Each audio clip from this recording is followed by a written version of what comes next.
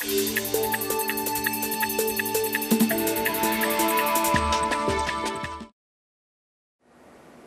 that you've installed your Series P filter pack and you've checked it for leaks at both low pressure and high pressure, you're ready to move on to your regular feed sample. Typically, we would like you to run at your facility on a true slipstream, not out of a small 15-gallon tank. For demonstration purposes, we'll be showing our test out of a 15-gallon tank. Now that you're ready to start your Series P test, you've removed your shipping bar, connected power, and filled your tank with the appropriate feed material. Remember, in this case, we're using a small 15-gallon feed tank filled with water, but in most applications, we need large volumes from a direct slipstream.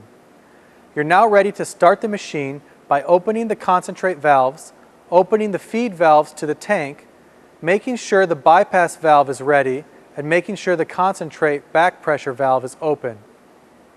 Be sure that the sample port is closed.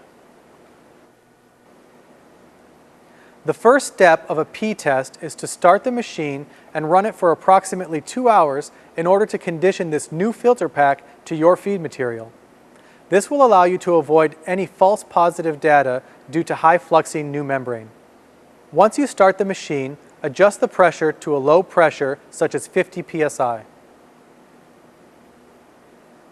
Start the vibration when the minimum pressure has been reached and be sure that you have 3/4 inch amplitude vibration.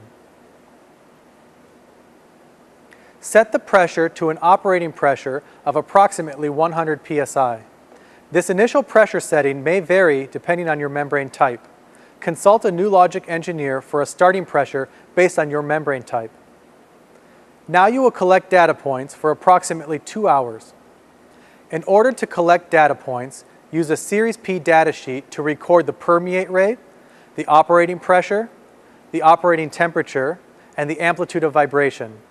By monitoring these data points on your Series P data sheet, you'll be able to condition the membrane over the next 2 hours.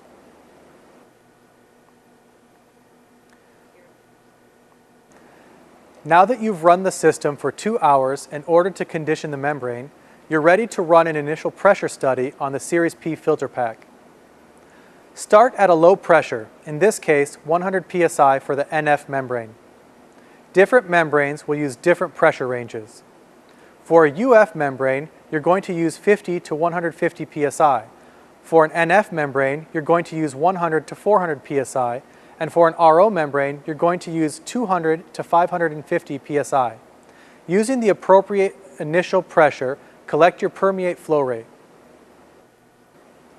Record this data along with your pressure settings on your Series P data sheet.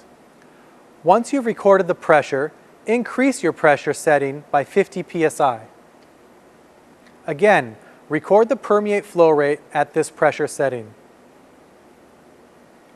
You will continue increasing the pressure by 50 psi increments until you've reached your maximum pressure setting. Be sure to record the permeate temperature and pressure at each data point.